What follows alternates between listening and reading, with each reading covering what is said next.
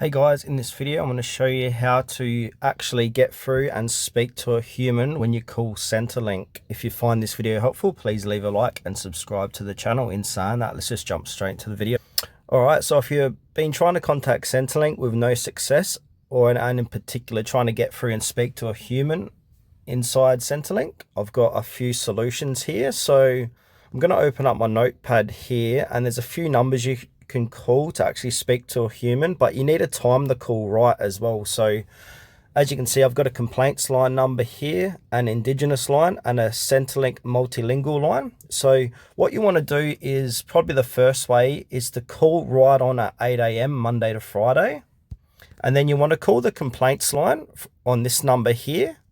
And now once you get through, you will get through and speak to a human if you call right on at 8 AM, and then let them know where to transfer you. So if you're calling up about families, say, can you please transfer me to the families line, etc., etc. If the complaints line don't work, just follow down this list and call any one of those other lines. They will work as well. So you got a few different options here.